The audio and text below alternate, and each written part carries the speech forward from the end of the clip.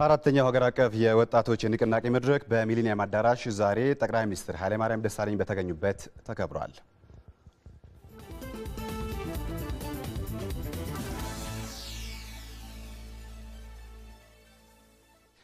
ጤና ይስጥልኝ ተመልካቾቻችን፣ እንደምን ዋላችኋል? ይህ ኢቢሲ የቀን 7 ሰዓት ዜና ነው። ዋለልኝ ክፍሌ ነኝ። አብራችሁን ቆዩ። የወጣቶችን ሁለንተናዊ ተሳትፎና ተጠቃሚነት ለማሳደግ ሁሉም የድርሻውን እንዲወጣ ጠቅላይ ሚኒስትር ኃይለማርያም ደሳለኝ ተናገሩ። አራተኛው ሀገር አቀፍ የወጣቶች ንቅናቄ ኮንፈረንስ ላይ የተሳተፉ የክልል ወጣቶች ተወካዮችም ጠቅላይ ሚኒስትሩ ጋር ተወያይቷልም። ጥላሁን ካሳ ተጨማሪ አዘጋጅቷል።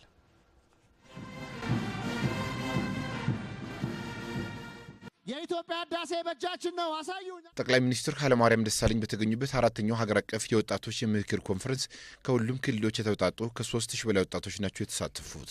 ወጣቶቹ እንደየአካባቢያቸው ሁኔታ በሚስተዋሉ ችግሮች ዙሪያ ከቀበሌ እስከ ክልል እንደተወያዩባቸው የወጣቶችና ስፖርት ሚኒስትሩ አቶ ሬድዋን ሁሴን ገልጸዋል። ይህ ኮንፈረንስ ወጣቶች ከቀበሌ ጀምሮ እየተወያዩ የጋራ ሀሳቦቻቸው የጋራ ጥያቄዎቻቸው የሆኑትን እየለዩ በተወካዮቻቸው አማካኝነት እስከ ክልል ድረስ ሲያጠቃልሉ የመጡ በመሆኑ በዚህ መድረክም የሁሉም ክልል ወጣቶች እና ከተማ አስተዳደር ወጣቶች የኤልሻዳይ የጎዳና ተዳዳሪ የነበሩ ወጣቶች በመንግስትና በበጎ ሰናይ ድርጅት አማካኝነት ከጎዳና ወጥተው ህይወታቸውን መምራት የጀመሩ ወጣቶች እንዲሁም የአካል ጉዳተኛ ወጣቶች ተቀጥረው ስራ ላይ ያሉ በየተቋማቱ የሚሰሩ በኢሰማኮ ስር የተደራጁ ወጣቶችም እንደየ አድራይታቸውና ያሉበት አካባቢና የሥራ ባህሪ ጥያቄዎቻቸውን እንደሚያቀርቡ ይጠበቃል። የክልሉ የወጣት ተወካዮች በሀገሪቱ ወጣት ተኮር ፖሊሲዎችና አዋጆች ወጥተው መንግስት ለወጣቱ ለውጥ እያደረገ ያለውን ጥረት ማሳያ ነው ብሏል። የተለያዩ ግንባታዎች በተለይ ትምህርት ቤቶች፣ ጤና ጣቢያዎች፣ ስቴዲየም፣ ወጣት ማዕከላቶች በግንባታ የጥንካሬዎችን የምናይበት ሁኔታዎች አሉ። ከዚህ ቀደም ጠቅላይ ሚኒስትራችን ቱጃር ትሆናላችሁ እንዳሉንም ሰምተናል።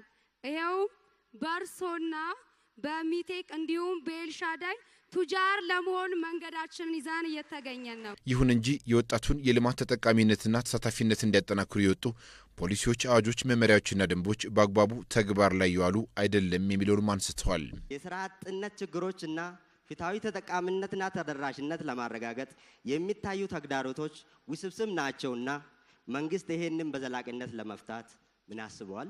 እናንተም ትልቅ እንዲያውም ወሳኝ ድርሻ ያላችሁ ናችሁ የሚል እምነት አለ። እንግዲህ በዚህ ማዕቀፍ ውስጥ ነው ድርሻችንን መውሰድ ያለብን። ሁሉም ድርሻ መንግስት ይውሰድ ከተባለ አይሳካልንም። ሁሉም ድርሻ ቤተሰቦች፣ ወላጆች፣ ወዳጅ ዘመዶች ይውሰዱ ካልንም አይሳካልንም። ሁሉም ድርሻ ደግሞ ደፍድፈን ወጣቶች ላይ ብንጥልም አይሳካልንም። ሁላችንም የየራሳችንን ድርሻ መጫወት አለብን የሚል እምነት አለኝ። ጊዜያዊ የማምረቻና መሸጫ ቦታ እጦት በምን ይፈታል? በገጠር በማንም ያልተያዙ የወል መሬቶች ወጣቶች በዚህ ዘርፍ ተጠቃሚ ከማድረግ አኳያ በተለይ በቀበሌ አመራር በኩል ያለው ችግር የወጣቱን ኢኮኖሚያዊ ተጠቃሚነት ትኩረት የነፈገው ጉዳይ ስለሆነ የችግሩ አሳሳቢነት አጽንኦት ቢሰጠው የሚል ነው የመጀመሪያ ጥያቄያችን። ጊዜያዊ ቦታዎች የእርሻም ቦታ ይሁን የማምረቻ ቦታዎች በተመሳሳይ መንገድ ሊታዩ የሚችሉ ናቸው።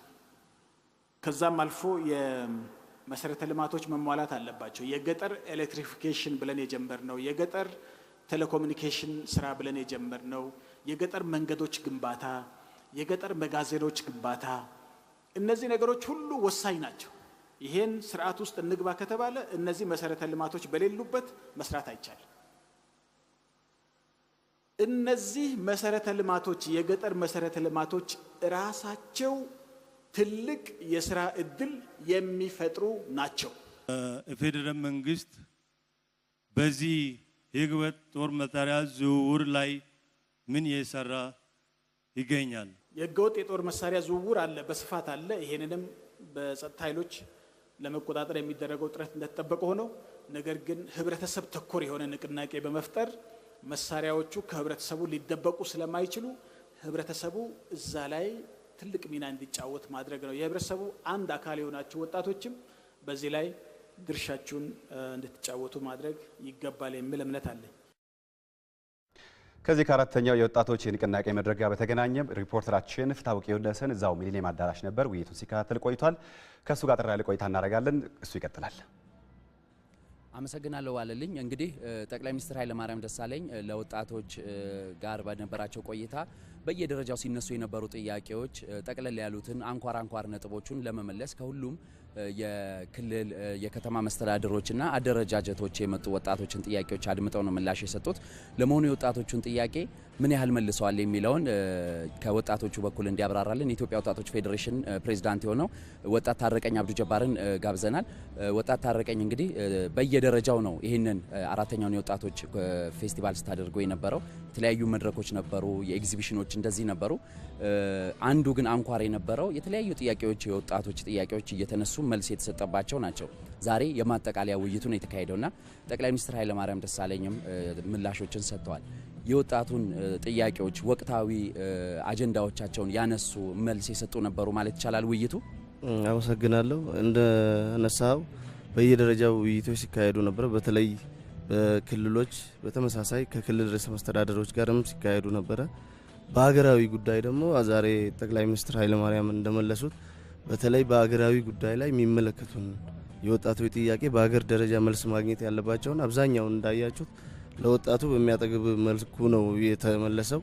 ከሱም ብቻ ሳይሆን ወደፊትም ሊመለሱ የሚገባቸውን በእቅድ ተይዘው የሚመለሱ በጋራ ከወጣቶች ጋር በመሆን የሚመለሱትን አሁን መፈታት ያለባቸውን በሚገባ ያስቀመጡበት ዳይሬክሽን ነው።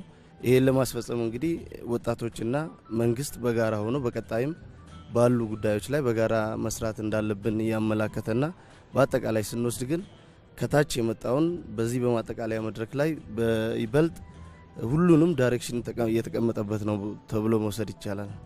በተለይ ጠቅላይ ሚኒስትር ኃይለማርያም ካነሱት ነጥብ አንዱ በአደረጃጀት ረገድ ወጣቶች በነጻ መደራጀታቸው ለሀገር ልማት ጠቃሚ ነው፣ መንግስትንም የሚፈትኑ መሆን አለባቸው ብለዋልና አደረጃጀቶቹ በዛ በኩል እንዲሄዱ ይሄ ለሁሉም ለየክልሉ ወጣቶች ምን መልእክት ያስተላልፋል? ይሄ እንግዲህ ትክክለኛ ፕሪንሲፕል ነው። ከምንም በላይ አደረጃጀቶች በዋናነት የሚደራጁት ለራሳቸው መብትና ጥቅም ለማስከበር ነው። ይህንን ሲያደርጉ ደግሞ መንግስትንም ከመንግስት ውጭ ያለ አካልንም ከነዛ ተጽዕኖ ውጭ በሆነ መልኩ ነጻ ሆነው መደራጀት መቻል አለባቸው።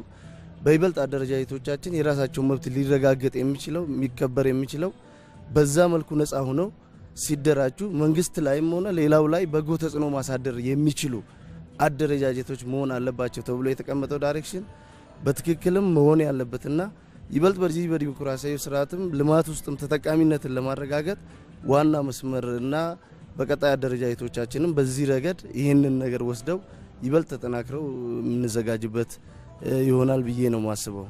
በጣም አመሰግናለሁ ታጣረቀኝ። እንግዲህ ጠቅላይ ሚኒስትር ኃይለማርያም ደሳለኝ በምላሻቸው አራት አንኳር ነጥቦችን አንስተዋል። የመጀመሪያው አደረጃጀት ነው። መንግስትን የሚሞግቱ አደረጃጀቶች መኖር አለባቸው። የወጣቶች ኮንፈረንሱም ከመንግስት ጋር የትብብር ብቻ ሳይሆን የትግልም መሆን አለበት የሚለው ይጠቀሳል። በከተማም በከተማም ደግሞ ወጣቶች በልማቱ ሰፊ ተሳትፎ እንዲያደርጉ ስራን ባህላቸው አድርገው ስራን ባለመናቅ እንዲሰሩ እነዚህን አራት አንኳር ነጥቦች አስተላልፈዋል። እንግዲህ እነዚህ ውይይቶች ሁሉ ከተካሄዱ በኋላ ወዴት ነው የሚያመራው የወጣቶች ተሳትፎና እንቅስቃሴ የሚለውን ደግሞ ማብራሪያ እንዲሰጡን የወጣቶችና ስፖርት ሚኒስትሩ አቶ ሬድዋን ሁሴንን ጋብዘናል። አቶ ሬድዋን እናመሰግናለን። አሁን በዛሬው ውይይት በየደረጃው በነበራችሁ ከወጣቶች ጋር ቆይታ ያለውን የማጠቃለያ መድረክ አድርጋችኋልና ከዚህ በኋላ ምንድነው ዋና የሚኒስቴሩም ስራ የወጣቶቹም ተግባር የሚሆነው ምንድነው? እንደገለጽከው ቀደም ሲል ከዚህ በፊት በነበሩ አመታት ወጣቶቹ ያገኛቸው ጥቅሞችን በሂደቱ ደግሞ ጎደሉ የሚሏቸው ጉዳዮችን ሲያነሱ ነበር የነበረው። እነዚህ ተቀምረው በፓኬጅ መልክ ተዘጋጅተዋል። በስትራቴጂም ወጥቶላቸው ነበርና አሁን ከጠቅላይ ሚኒስትሩ በተፈጠረው ዛሬው አራተኛው ሀገራዊ መድረክ ላይ ያነሷቸው ጥያቄዎች አሉ፣ የሰጣቸው ማሳሰቢያዎች አሉ። እነዚህም በመሰብሰብ ከስትራቴጂውና ከፓኬጁ በመነሳት የ2009 እቅድ ወጥቷል። በዚህ እቅድ ውስጥ ብሔራዊ አስተባባሪ ኮሚቴ ተዋቅሯል። በአገር አቀፍ ደረጃ በሚመለከታቸው ሚኒስትሮችን የያዘ በክልሎችና እስከ ዞን ወረዳ ድረስም እንደዚሁ አስተባባሪ ኮሚቴዎች ተዋቅሯል። ይህን ይዞ የእነሱን ግምት ጥያቄዎቻቸውንም ማሳሰቢያዎቻቸውን ግምት ውስጥ ያስገባ እቅዳችን ምን ያክል አካቷቸው እንደነበረ መልሰን እንከልሳለን። ከዚሁ ጋር ተያይዞ ከሀገር አቀፉና የክልል ብሔራዊ አስተባባሪ ኮሚቴዎች የወጣቶቹ በጋራ ቁጭ ብሎ እቅዶቹን ያሉ በአንዱ ክልል ተይዞ የነበረ በሌላው ልብ ያልተባለ ጉዳይ ካለ ሌላው ክልልም ወስዶ እንዲሰራበት ለማድረግ ይሞከራልና በአንድ ክልል ላይ ያነሳው ወጣት ያነሳቸው ጥያቄዎች ሌላውም ክልል የሚሰሩ ስለሚሆን ሁሉም ክልሎች በተመሳሳይ መንገድ የወጣቶችን ጥያቄዎችን አድሬስ ያደረጉ እቅዶች ማዘጋጀታቸውን እናረጋግጣለን። ለዚህም ይሆን በጀት መመደቡን እናያለን። በዚህ ስራ ውስጥ ሚና ያላቸው ተቋማት በሙሉ ድርሻቸው ወስደው ማቀዳቸውን ታሳቢ በማድረግ መልሰን ከወጣቶቹ ጋራ በየደረጃው በክልል በዞን በወረዳ በቀበሌ እያለ ውይይት ተደረገበትና ወደ ተግባር የምንገባበት ይሆናል ማለት ነው። በተግባር ሂደት ደግሞ እንደዚህ ያገር አቀፉ አመት የሚቆይ ቢሆንም በወረዳና በዞን በክልሎች ደረጃ ግን በየወቅቱ ውይይቱ እንዲቀጥል በማድረግ ተግባራዊነቱን ለማሳለጥ ይሞከራል ማለት ነው። ቀደም ሲልም ጠቅላይ ሚኒስትር ኃይለማርያም ካነሱት አንዱ በእርግጥ የኢትዮጵያ ወጣቶች በተለያዩ አደረጃጀቶች ተደራጅተዋል። ሴቶችም፣ ወጣቶችም፣ አካል ጉዳተኞችም፣ የጎዳና ተዳዳሪዎች ሳይቀሩ እየተደራጁ ወደ ስራ የሚገቡበት ሁኔታ ተፈጥሯል። ነገር ግን አሁንም አደረጃጀቶች መንግስትን ከመሞገትና ጥቅማቸውን ከማስጠበቅ የአደረጃጀቶች አወቃቀር ላይ የተነሱ አሉና እዚህ ላይ የሚኖረው ስራና ወጣቱ ጥያቄውን በሰላማዊና በዲሞክራሲያዊ መንገድ ሁሌም እንዲያቀርብ በመክፈት ረገድ መንገዱን ምን ተግባራት ናቸው የሚከናወኑት? ዋናው ጉዳይ ከወጣቶቹ መምጣት ያለበት ይሆናል። ወጣቶቹ በደንብ ተጠናክረው መግፋት እንዲችሉ ኢኮኖሚ አቅማቸው መዳበር አለበት። ኢኮኖሚ አቅማቸው እንዲዳበር ፖሊሲዎች አሉ፣ ህገ መንግስቱ የሰጣቸው እድል አለ፣ ፓኬጅ አለ፣ ስትራቴጂ አለ፣ ትግበራው አለ። ትግበራው አንዳንድ ቦታ ጥሩ ነው፣ አንዳንድ ቦታ ወጣ ገባ ነው። ወጣ ገባነቱ በአንዳንድ በኩል ከአስፈጻሚ ተቋማት አቅም ጋር የሚያያዝ ይሆናል። ከአማሩ ቁርጠኛ ሆኖ ከመደገፍ አንጻር ያለ ጉድለት ይሆናል። ሌላው ደግሞ ከወጣቶቹ የሚሰጧቸውን እድሎችን አሟጦ ከመጠቀም ፍላጎትም ግንዛቤም ልምድም ማነስ ጋር የተያያዙ ይሆናሉ። ስለዚህ በአንድ በኩል የመንግስት ተቋማትን አቅም ማጠናከር፣ በሌላ በኩል ወጣቶቹ አሁን በተገኘው እድል ፈጠን ብለው ኢኮኖሚ አቅማቸውን አዳብረው ግንዛቤያቸውን አጎልብተው ሲሄዱ የመደራጀት አቅማቸውን በዛው ልክ እየጠነከረ መምጣት ይችላል። የተጠናከሩት ደግሞ ተደራጅተው መስራት ፍላጎትን በተናጠል የመሄድን ሳይሆን የመደራጀት አስፈላጊነትን የማወቅ ጉዳይ ላይ ጠንክረው መስራት ይኖርባቸዋል ማለት ነውና በመንግስት በኩልም በራሳቸው በኩልም መሰራት ያለባቸው የቤት ስራዎች አሉ። መሰረቱ አቅም ግንባታ ነው። ከዛ ጋር ተያይዞ ኢኮኖሚ አቅም ማደራጀት ጉዳይ ይሆናል ማለት ነው። እሺ፣ በጣም አመሰግናለሁ አቶ ሬድዋን። እንግዲህ ዋለልኝ ክቡር ጠቅላይ ሚኒስትር ኃይለማርያም ካስቀመጧቸው ነጥቦች አንዱና ዋነኛው ባለፉት 25 ዓመታት በኢትዮጵያ ኢኮኖሚ እድገት ውስጥም የወጣቱ ሚና እጅግ ከፍተኛ ተጠቃሚነቱም ዋነኛ ቢሆንም አሁንም ያልሰፋና በተለይ በአደረጃጀትና በአመለካከት ጭምር ያሉ ተግዳሮቶችን መቅረፍ ይገባል የሚሉት አንኳር ነጥቦች ነበሩ። ተጨማሪ መረጃዎችን ደግሞ በምሽት የዜና ዘገባችን ይዘን የምንቀርብ መሆኑን እንገልጻለን። ፍታውቂ ወንደሰን ከሚሊኒየም አዳራሽ ላደረስከ መረጃ እናመሰግናለን። ዜናዎቻችን ይቀጥላሉ። ከአራተኛው የወጣቶች ጉባኤ ጎን ለጎን የፈጠራ ውጤቶች የሚታዩበት አውደ ርዕይም ተከፍቷል። የፌዴራል ወጣቶችና ስፖርት ሚኒስትሩ አቶ ሬድዋን ሁሴን ወጣቱ በምርምርና ፈጠራ ስራዎች ላይ በመሳተፍ ለሀገሪቱ እድገት ሚናውን ሊወጣ ይገባል ብሏል። አበባዩ የወጣቶች የተደራጀ ተሳትፎና ተጠቃሚነት ለህዳሴያችን በሚል መርህ አራተኛው የወጣቶች የንቅናቄና ተሳትፎ ኮንፈረንስ ሲጀመር ወጣቶች የፈጠራ ውጤቶቻቸውን የሚያቀርቡበት አውደ ርዕይም በይፋ ተከፍቷል። ከፈጠራ ውጤት አቅራቢዎች መካከል አንዱ ነው ታዳጊ ወጣት ፍራውል።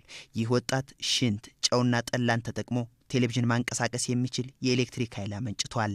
ኤሌክትሪክንም ልክ እንደ ገንዘብ መላክ ትራንስፈር ማድረግ የሚችልበት ሲስተም፣ ለምሳሌ ጓደኛዬ ጋር ማብራት ቢጠፋበት በሞባይል ሲስተም የሰራሁት ሞባይል ሲስተም አለ። በዛ ሞባይል ሲስተም ላይ ከዚህ ኬብል ኮኔክት አድርጌ መላክ የሚችልበት ሲስተም ነው ማለት ነው። የኢፌዴሪ ወጣቶችና ስፖርት ሚኒስትር ሬድዋን ሁሴን አራተኛው ኮንፈረንስ ወጣቶቹ በሀገሪቱ ጉዳዮች ላይ ከሚያደርጉት ውይይት ባሻገር በሳይንስና ቴክኖሎጂ ዘርፍ ያሉ ፈጠራዎችን በማቅረብ ለተሻለ ፈጠራ የሚያነሳሳ ይሆናልም ብለዋል። አሁን እነዚህ ወጣቶች ባልተመቻቸ ሁኔታ የወዳደቀ ዕቃ መሰረት አድርገው በተለያየ መንገድ የተለያየ ልምዳቸውን ማካፈል የሚችሉበት ነው ያለው። እነዚህን ያዩ ወጣቶች ብዙዎቹ የወጣት መሪም ናቸው፣ ተመሪም ናቸው። የወጣት መሪ የሆኑት ለሚመሩት ወጣት ይሄን ልምድ ይዘው ሄደው ለማነቃቃት ስራ ይሰሩበታል። በግላቸውም የሚታዘቡ የራሳቸውን ህይወት ለመልክ ለመቃኘት የተሻለ ግብዓት መነቃቂያ እድል ሆኖ ያገለግላቸዋል በሚል እምነት ነው ይሄኛው ኤግዚቢሽን በዚህ በኩል ተዘጋጀላቸው። የአውደ ርዕዩ ታዳሚ ወጣቶችም ለምርምርና ፈጠራ ይበልጥ ያነሳሳቸው እንደሆነ ተናግረዋል። ከተለያዩ የአሜሪካ ዩኒቨርሲቲዎች ለተውጣጡ ምሁራን ኢትዮጵያ የድንቅና ድንቃድንቆች የታሪክ ምድር በሚል ርዕስ በተዘጋጀ መድረክ ስለ ሀገሪቱ ተጨባጭ ሁኔታ ገለጻ ተደረገ። ገለጻው ምሁራኑ ስለ ኢትዮጵያ ትክክለኛ መረጃ እንዲኖራቸውም ያደረገ ነው ተብሏል። ንጋት በቃና ከአሜሪካ ተከታዩን ዘገባ አድርሰናለች። በመቶዎች የሚቆጠሩ የሃርቫርድና የማሳቹሴትስ ኢንስቲትዩት ኦፍ ቴክኖሎጂ MIT ክለባት አባሎች ዋሽንግተን ዲሲ በሚገኘው የኢትዮጵያ ኤምባሲ በመገኘት ኢትዮጵያ የድንቃድንቅና ታሪካዊ ቅርሶች ምድር በሚል ርዕስ የተዘጋጀላቸውን ገለጻ ተከታትለዋል። የኢትዮጵያን ቱሪዝም ለማስተዋወቅ እንዲሁም በኢትዮ አሜሪካ መካከል በዩኒቨርሲቲዎች በህትማማች ከተሞች እንዲሁም በሁሉም መስክ የቀጠለውን የሁለትዮሽ ትስስር የበለጠ ለማጠናከር ታስቦ በተዘጋጀው በዚሁ ስነ ስርዓት ላይ የተገኙት አምባሳደር ግርማ ብሩ ለዘመናት በረሃብና ጦርነት የምትታወቀው ኢትዮጵያ የደረሰችበትን ፈጣን ኢኮኖሚ እድገት ገልጸውላቸዋል።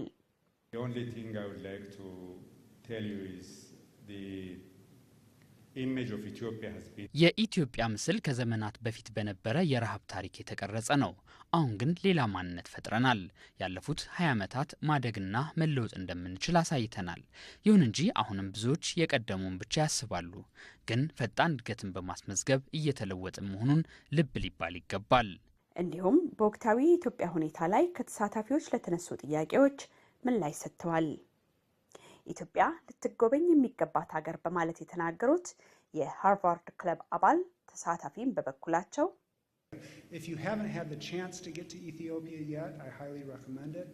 እድሉን ካገኛችሁ ኢትዮጵያ እንድትጎበኙን የሚመክራችሁ። በዚያ እጅግ የሚያስደንቅ የባህልና የታሪክ ሁኔታ ታያላችሁ። ፈጣን የኢኮኖሚ እድገት ያለባትና ምቹ የኢንቨስትመንት አማራጭ መሆኗንም ታስተውላላችሁ። የተነገራችሁን በተግባር ለማየት ወደዚያ ብታመሩ ከኔ በላይ ብዙ የምታወሩላት ነገር ታገኛላችሁ። ስለ ኢትዮጵያ ድንቃድንቅ የተፈጥሮ ቦታዎችና ታሪካዊ ቅርሶች ገለጻ ያደረጉት ዶክተር ዮሐንስ ዘለቀ ዝግጅቱ ለኢትዮጵያ የሚኖረውን ጠቀሜታ እንዲህ ይገልጹታል። እነዚህ ከ70 ዓመት ከ80 ዓመት በፊት ዩኒቨርሲቲ የጨረሱ እስከ ወጣት የዛሬ 20 ዓመት የጨረሱ ሰዎች የተሰባሰቡበት ማህበር ነው። እነዚህ የሀገሪቱ ኢሊቶች ናቸው፣ የሀገሪቱ ምሁሮች ናቸው፣ በሀገሪቱ የፖለቲካ የኢኮኖሚ ሪሰርች ላይ የሚወስኑ ናቸው እና እነዚህ የሃርቫርድ ስኩል የኤምአይቲ ስኩል አልሙናይ ግሩፕ ተማሪዎች የነበሩ ሪሰርቸሮች፣ ሳይንቲስቶች እና ተመራማሪዎች ናቸው። ጠቀሜታው በሀገሮች መካከል ትብብርን፣ ወዳጅነትን፣ ስኮላርሺፕን፣ ሌሎችንም ነገሮች ያስከትላል። ስለ ኢትዮጵያ ብዙ አይነት ዜናዎች ይነገራሉ። እንደዚህ አይነት መድረኮች ስለ ኢትዮጵያ ፖዚቲቭ የሆነውን ትክክለኛ የሆነውን ገጽታ፣ ችግሮችም ካሉ ችግሮችን ግልጽ በሆነ መንገድ ይነጋገራሉ። ሰምተሽ እንደሆነ ብዙዎቹ እንግዶች በርካታ የሆኑ ጥያቄዎች አሁን ኢትዮጵያ ስላለችበት ሁኔታ አንስተው ነበር እና እኔም ሆነ ሌሎች ተናጋሪዎች ይህን ጥያቄ የሚገባንን ያህል ለመመለስ ሞክረናል። ከነሱ የወሰዱት አለ፣ የሚቀበሉት ይኖራል፣ የሚያጠኑት ይኖራል። ብዙ ፖዚቲቭ ነገሮች እንደተገነዘቡ ግን በግል ነግረውኛል። ንጋት በቃና ከኢትዮጵያ ሚዲያ ኔትወርክ ዋሽንግተን ዲሲ። መንግስት የመልካም አስተዳደር ችግሮችን ለማስወገድ የያዘውን ቁርጠኛ አቋም በተግባር በማሳየት ለህዝቡ ያለውን ታማኝነት ደግሞ ማረጋገጥ እንደሚገባ አስተያየታቸውን ለኢዜአ የሰጡ የአዲስ አበባ ነዋሪዎች ተናገሩ።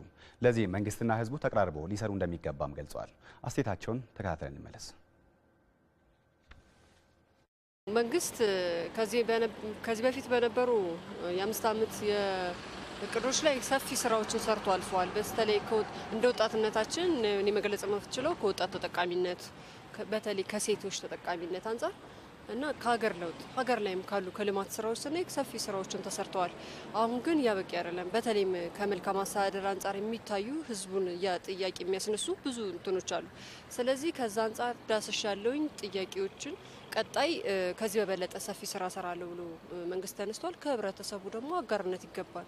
ወልዶ ማሳደግ የሚቻለው በሀገር ነው። ሀገር ሰላም ካልሆነ እንኳንስ ወጣቱ እንኳን ትውልድ እንደኛ ያለ ሽማግሌ ውሎ መግባት ይከብዳል እና ሰላምን የመሰለ ነገር የለም።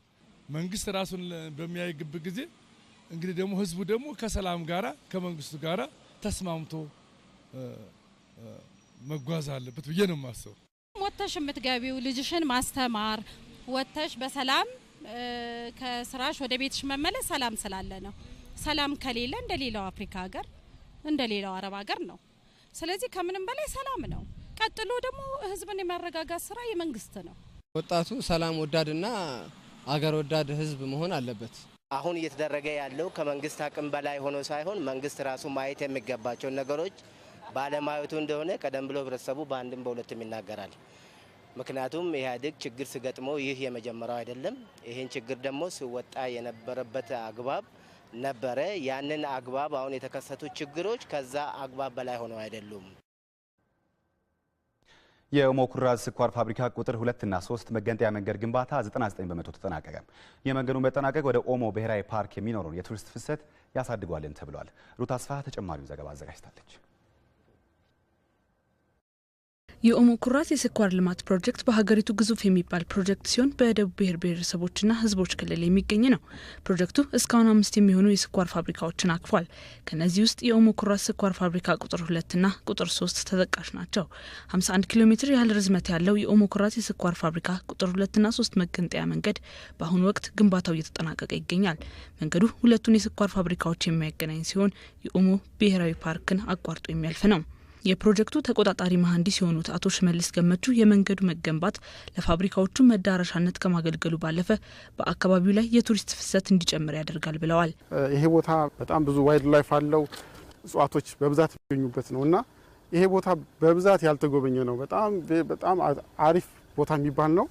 ሆኖም በመንገድ እጥረት የተነሳ እስካሁን ቢጠበቀውን ያህልም ቱሪስቶች እየመጡም አይደለም። ሆኖም ይሄ መንገድ አሁን በሚከፈት ሰዓት የቱሪስት ፍሰትም ጨምሯል። ግንባታውን እያከናወነ የሚገኘው የቻይናው ሲኖ ሃይድሮ ኩባንያ ነው። የፕሮጀክቱ ስራ አስኪያጅ የሆኑት ሊዣንኬ ፕሮጀክቱ በተያዘለት ጊዜ እንዲጠናቀቅ እየሰሩ መሆኑን ይናገራሉ። የመንገድ ዝርጋታውን በ2006 ነው የጀመርነው። ጥራቱ አስተማማኝና ጥሩ የሚባል ነው። ፕሮጀክቱን ስናካሄድም በአካባቢው ላይ ብዙም ችግር አልነበረም። ክረምት እንደመሆኑ መጠንና ግንባታውን ለማካሄድ አማራጭ መንገድ አለመኖሩ ፈታኝ ያደርገዋል እንጂ በተያዘለት የጊዜ ገደብ እንደሚጠናቀቅ አስባለሁ።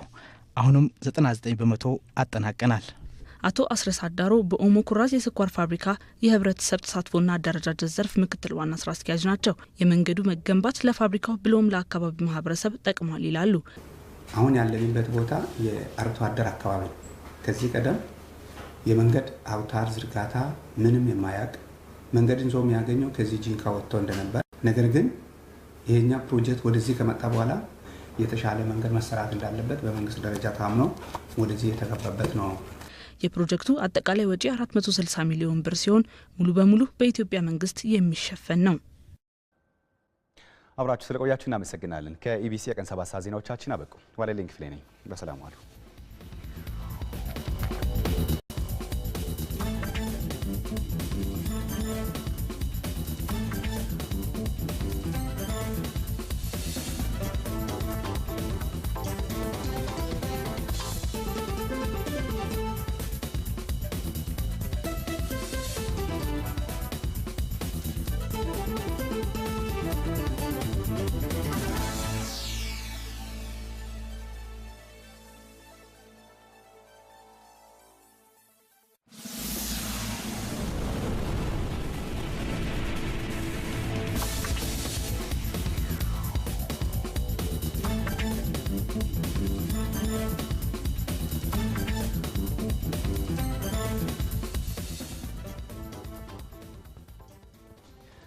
አራተኛው ሀገር አቀፍ የወጣቶች ንቅናቄ መድረክ በሚሊኒየም አዳራሽ ዛሬ ጠቅላይ ሚኒስትር ኃይለማርያም ደሳለኝ በተገኙበት ተከብሯል።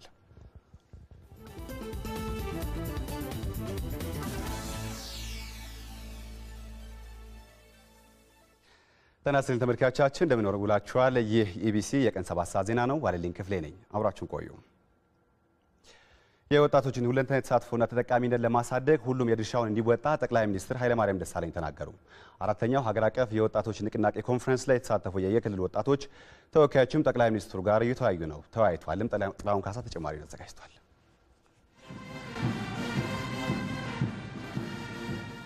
የኢትዮጵያ ህዳሴ በእጃችን ነው አሳዩ።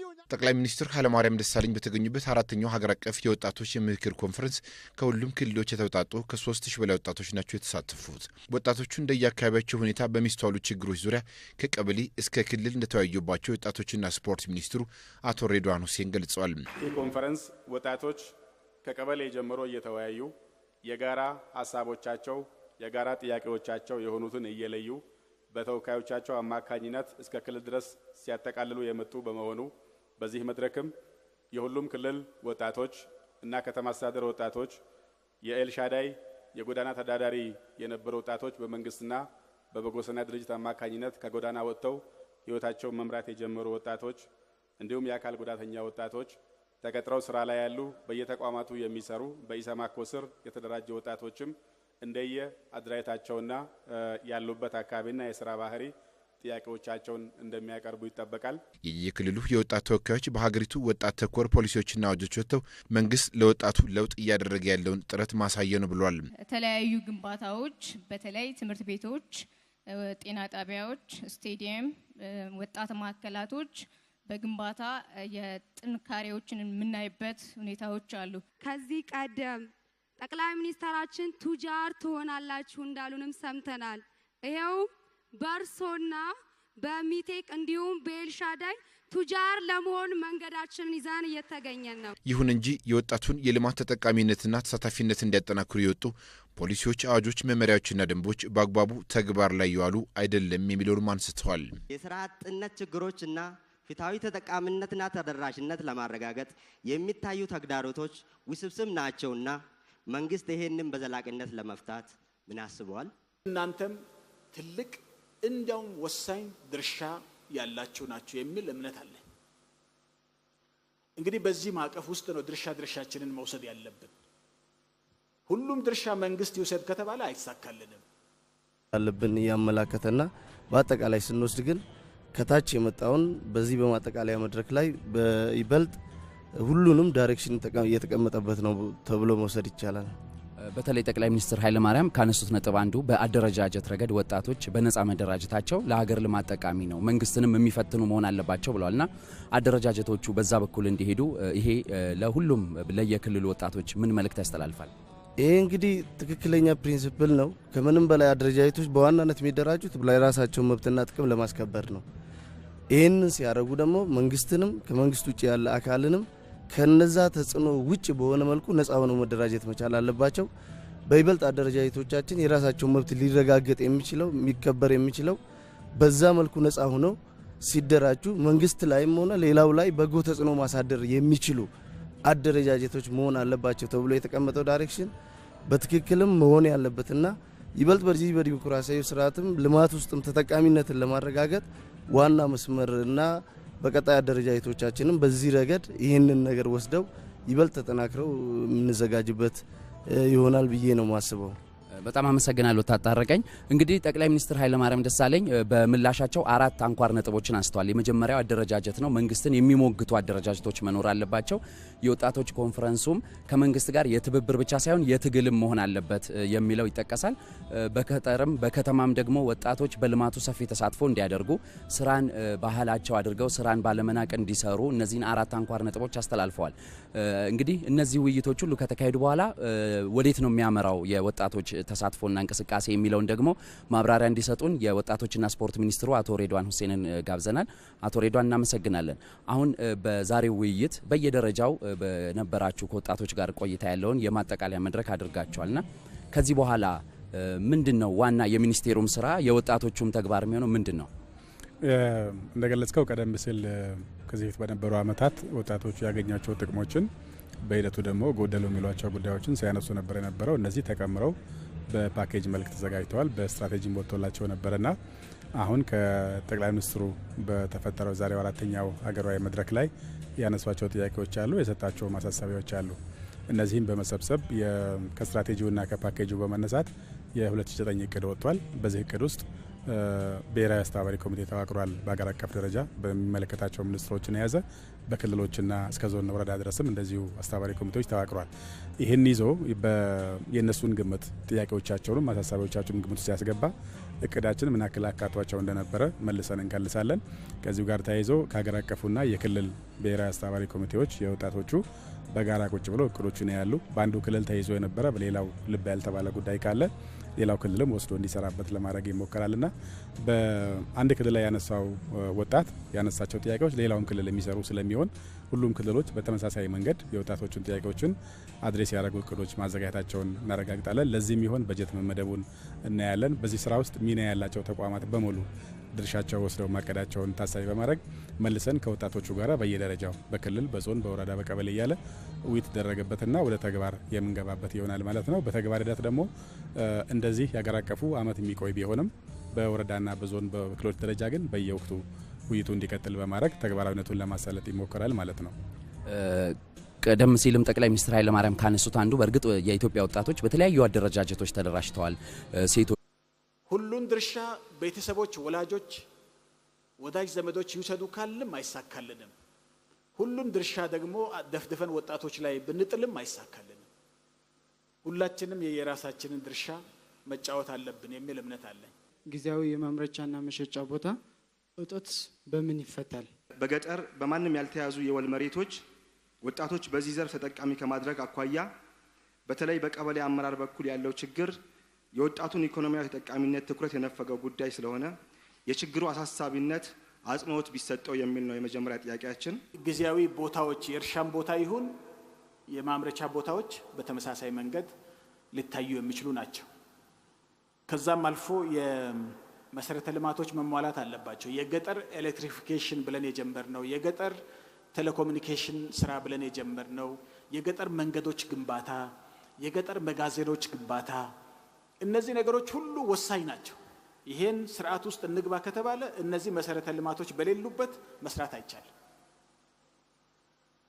እነዚህ መሰረተ ልማቶች የገጠር መሰረተ ልማቶች ራሳቸው ትልቅ የስራ እድል የሚፈጥሩ ናቸው።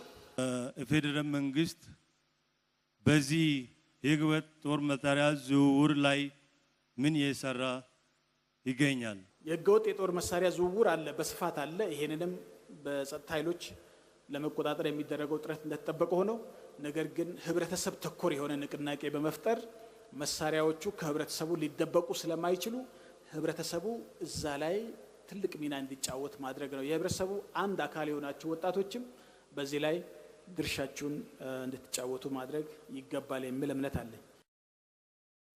ከዚህ ከአራተኛው የወጣቶች የንቅናቄ መድረክ ጋር በተገናኘ ሪፖርተራችን ፍታውቂ ወደሰን እዛው ሚሊኒየም አዳራሽ ነበር፣ ውይይቱን ሲከታተል ቆይቷል። ከሱ ጋር ጥራ ያለ ቆይታ እናደርጋለን። እሱ ይቀጥላል።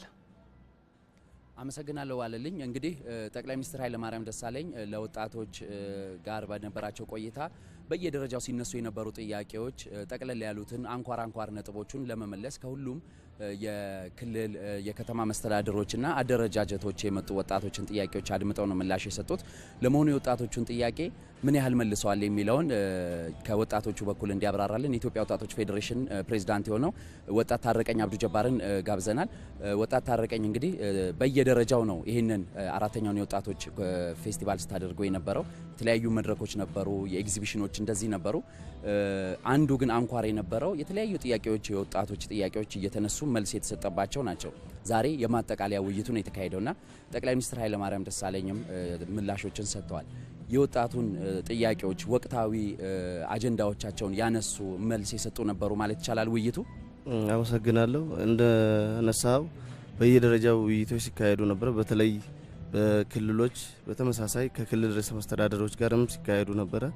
በሀገራዊ ጉዳይ ደግሞ ዛሬ ጠቅላይ ሚኒስትር ኃይለማርያም እንደመለሱት በተለይ በሀገራዊ ጉዳይ ላይ የሚመለከቱን የወጣቶች ጥያቄ በሀገር ደረጃ መልስ ማግኘት ያለባቸውን አብዛኛውን እንዳያችሁት ለወጣቱ በሚያጠግብ መልኩ ነው የተመለሰው። ክሱም ብቻ ሳይሆን ወደፊትም ሊመለሱ የሚገባቸውን በቅር ተይዘው የሚመለሱ በጋራ ከወጣቶች ጋር በመሆን የሚመለሱትን አሁን መፈታት ያለባቸውን በሚገባ ያስቀመጡበት ዳይሬክሽን ነው። ይሄን ለማስፈጸም እንግዲህ ወጣቶችና መንግስት በጋራ ሆኖ በቀጣይም ባሉ ጉዳዮች ላይ በጋራ መስራት ያደረገ ነው ተብሏል። ንጋት በቃና ከአሜሪካ ተከታዩን ዘገባ አድርሰናለች። በመቶዎች የሚቆጠሩ የሃርቫርድና የማሳቹሴትስ ኢንስቲትዩት ኦፍ ቴክኖሎጂ MIT ክለባት አባሎች ዋሽንግተን ዲሲ በሚገኘው የኢትዮጵያ ኤምባሲ በመገኘት ኢትዮጵያ የድንቃድንቅና ታሪካዊ ቅርሶች ምድር በሚል ርዕስ የተዘጋጀላቸውን ገለጻ ተከታትለዋል። የኢትዮጵያን ቱሪዝም ለማስተዋወቅ እንዲሁም በኢትዮ አሜሪካ መካከል በዩኒቨርሲቲዎች በህትማማች ከተሞች እንዲሁም በሁሉም መስክ የቀጠለውን የሁለትዮሽ ትስስር የበለጠ ለማጠናከር ታስቦ በተዘጋጀው በዚሁ ስነ ስርዓት ላይ የተገኙት አምባሳደር ግርማ ብሩ ለዘመናት በረሃብና ጦርነት የምትታወቀው ኢትዮጵያ የደረሰችበትን ፈጣን ኢኮኖሚ እድገት ገልጸውላቸዋል።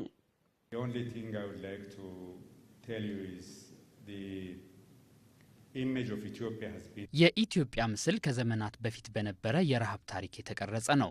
አሁን ግን ሌላ ማንነት ፈጥረናል። ያለፉት 20 ዓመታት ማደግና መለወጥ እንደምንችል አሳይተናል። ይሁን እንጂ አሁንም ብዙዎች የቀደሙን ብቻ ያስባሉ። ግን ፈጣን እድገትን በማስመዝገብ እየተለወጥን መሆኑን ልብ ሊባል ይገባል። እንዲሁም በወቅታዊ የኢትዮጵያ ሁኔታ ላይ ከተሳታፊዎች ለተነሱ ጥያቄዎች ምላሽ ሰጥተዋል። ኢትዮጵያ ልትጎበኝ የሚገባት ሀገር በማለት የተናገሩት የሃርቫርድ ክለብ አባል ተሳታፊም በበኩላቸው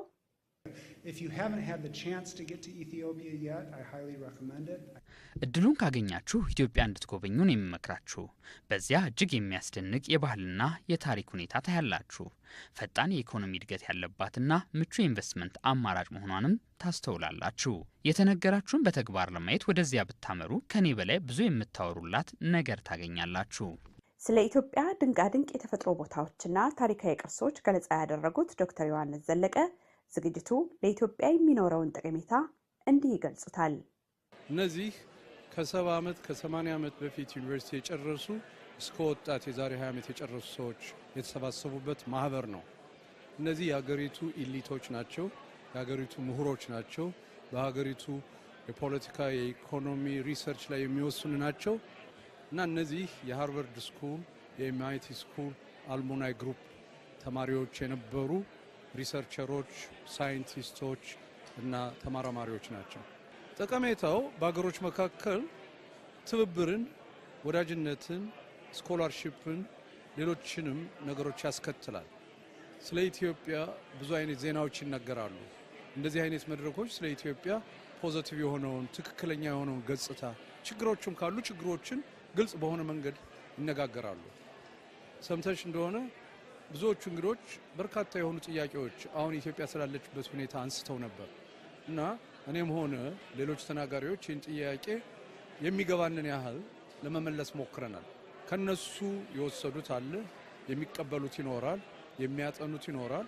ብዙ ፖዚቲቭ ነገሮች እንደተገነዘቡ ግን በግል ነግረውኛል። ንጋት በቃና ከኢትዮጵያ ሚዲያ ኔትወርክ ዋሽንግተን ዲሲ።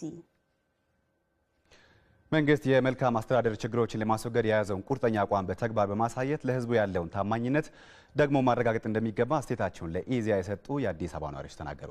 ለዚህ መንግስትና ህዝቡ ተቀራርበው ሊሰሩ እንደሚገባም ገልጸዋል። አስተያየታቸውን ተከታትለን እንመለስ። መንግስት ከዚህ በፊት በነበሩ የ5 ዓመት እቅዶች ላይ ሰፊ ስራዎችን ሰርቷል።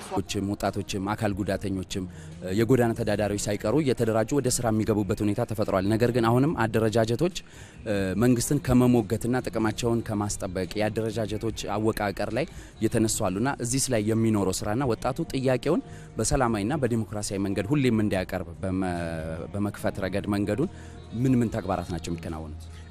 ዋናው ጉዳይ ከወጣቶቹ መምጣት ያለበት ይሆናል። ወጣቶቹ በደንብ ተጠናክረው መግፋት እንዲችሉ ኢኮኖሚ አቅማቸው መዳበር አለበት። ኢኮኖሚ አቅማቸው እንዲዳበር ፖሊሲዎች አሉ፣ ህገ መንግስቱ ሰጣቸው እድል አለ፣ ፓኬጅ አለ፣ ስትራቴጂ አለ፣ ትግበራው አለ። ትግበራው አንዳንድ ቦታ ጥሩ ነው፣ አንዳንድ ቦታ ወጣ ገባ ነው። ወጣ ገባነቱ በአንዳንድ በኩል ከአስፈጻሚ ተቋማት አቅም ጋር የሚያያዝ ይሆናል። ከአማሩ ቁርጠኛ ሆኖ ከመደገፍ አንጻር ያለ ጉድለት ይሆናል። ሌላው ደግሞ ከወጣቶቹ የሚሰጧቸውን እድሎችን አሟጦ ከመጠቀም ፍላጎትም ግንዛቤም ልምድም ማነስ ጋር የተያያዙ ይሆናሉ። ስለዚህ በአንድ በኩል የመንግስት ተቋማትን አቅም ማጠናከር፣ በሌላ በኩል ወጣቶቹ አሁን በተገኘው እድል ፈጠን ብለው ኢኮኖሚ አቅማቸውን አዳብረው ግንዛቤያቸውን አጎልብተው ሲሄዱ የመደራጀት አቅማቸውን በዛው ልክ እየጠነከረ መምጣት ይችላል። የጠነከሩት ደግሞ ተደራጅተው መስራት ፍላጎትን በተናጠል የመሄድን ሳይሆን የመደራጀት አስፈላጊነትን የማወቅ ጉዳይ ላይ ጠንክረው መስራት ይኖርባቸዋል ማለት ነውና በመንግስት በኩልም በራሳቸው በኩልም መሰራት ያለባቸው የቤት ስራዎች አሉ። መሰረቱ አቅም ግንባታ ነው። ከዛ ጋር ተያይዞ ኢኮኖሚ አቅም ማደራጀት ጉዳይ ይሆናል ማለት ነው። እሺ፣ በጣም አመሰግናለሁ አቶ ሬድዋን። እንግዲህ ዋለልኝ ክቡር ጠቅላይ ሚኒስትር ኃይለማርያም ካስቀመጧቸው ነጥቦች አንዱና ዋነኛው ባለፉት 25 ዓመታት በኢትዮጵያ ኢኮኖሚ እድገት ውስጥም የወጣቱ ሚና እጅግ ከፍተኛ ተጠቃሚነቱም ዋነኛ ቢሆንም አሁንም ያልሰፋና በተለይ በአደረጃጀትና በአመለካከት ጭምር ያሉ ተግዳሮቶችን መቅረፍ ይገባል የሚሉት አንኳር ነጥቦች ነበሩ። ተጨማሪ መረጃዎችን ደግሞ በምሽት የዜና ዘገባችን ይዘን የምንቀርብ መሆኑን እንገልጻለን። ፍታውቂው እንደሰን ከሚሊኒየም አዳራሽ ላደረስከ መረጃ እናመሰግናለን። ዜናዎቻችን ይቀጥላሉ። ከአራተኛው የወጣቶች ጉባኤ ጎን ለጎን የፈጠራ ውጤቶች የሚታዩበት አውደ ርዕይም ተከፍቷል። የፌዴራል ወጣቶችና ስፖርት ሚኒስትሩ አቶ ሬድዋን ሁሴን ወጣቱ በምርምርና ፈጠራ ስራዎች ላይ በመሳተፍ ለሀገሪቱ እድገት ሚናውን ሊወጣ ይገባል ብሏል። አበባዩ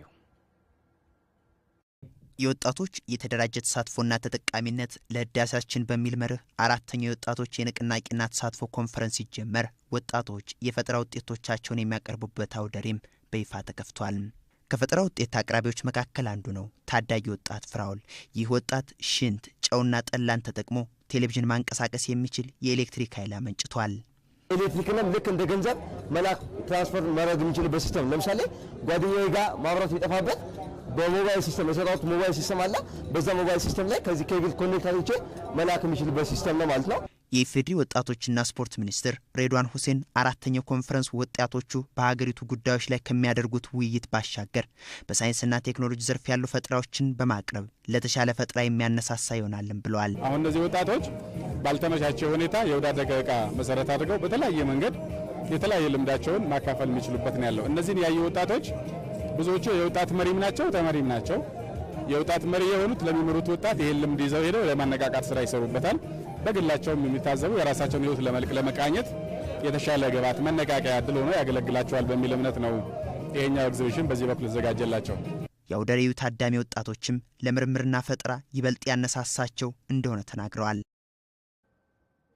ከተለያዩ የአሜሪካ ዩኒቨርሲቲዎች ለተውጣጡ ምሁራን ኢትዮጵያ የድንቅና ድንቃድንቆች የታሪክ ምድር በሚል ርዕስ በተዘጋጀ መድረክ ስለ ሀገሪቱ ተጨባጭ ሁኔታ ገለጻ ተደረገ። ገለጻው ምሁራኑ ስለ ኢትዮጵያ ትክክለኛ መረጃ እንዲኖራቸው